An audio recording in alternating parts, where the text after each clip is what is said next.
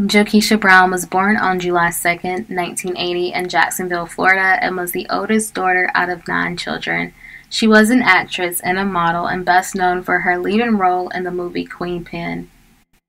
She was a very sweet, generous, and free-spirited individual, and usually gave more than what was reciprocated. Since she was one of the oldest out of her 9 siblings, she had to mature a little faster, gaining nurturing skills at a very young age. After Kisha graduated from high school, she began to work several jobs, which eventually led to her popularity throughout Florida.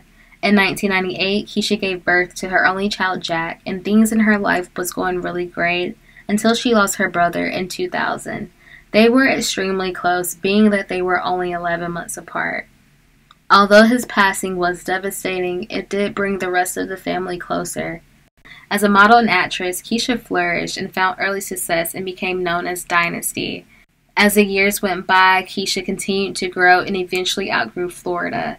So in 2010, she decided to further her career and expand her brand by moving to Atlanta. As a resident of Georgia, Kisha became a certified licensed real estate agent while still continuing her music, acting, and modeling career before her untimely demise.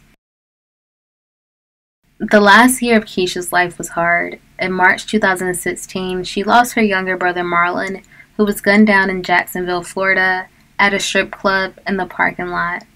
Kisha took this extremely hard, and you can tell that they had a very close bond.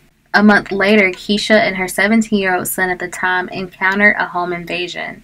2 men broke into Kisha's home, claiming to be looking for money from Kisha's ex-boyfriend, rapper-producer Alfredo El Capote.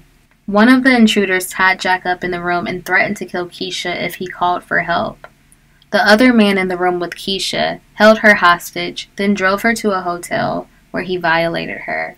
The only way Kisha was able to escape the abduction was by jumping out of the moving vehicle and running into a stranger's car. The kidnapper then fled the scene. Turns out the kidnapper was her abusive ex-boyfriend, Alfredo Capote.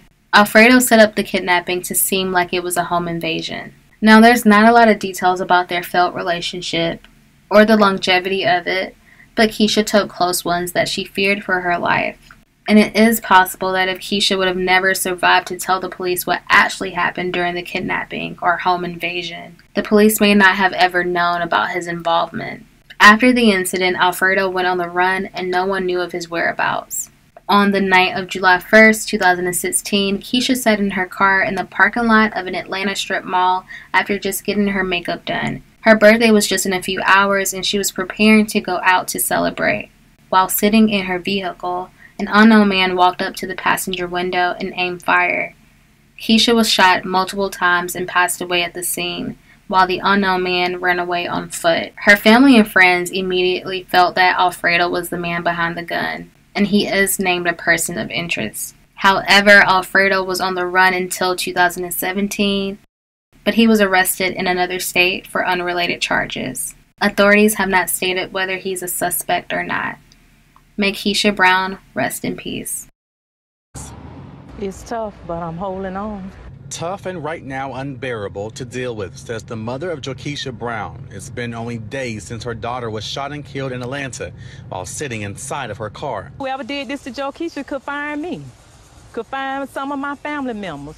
That's why we're not showing her face or name, but she did want to speak to me in this exclusive interview about Jokisha's death. The way she got killed, you know, it's kind of suspicious to me. It make me wonder, was it a hit out on her life? She tells me, unfortunately, this pain is something she has dealt with before. As we told you this weekend, her son was recently shot and killed here in Jacksonville outside the Silver Fox Club while trying to break up a fight. And I done been through this already with my son back in March the 2nd, you know, when he got killed, you know, and now it's my daughter, you know, Jokisha. She tells me since Saturday she can't stop crying, even stopping our interview towards the end. I actually have to bury yet another child. I ask that if you give her this.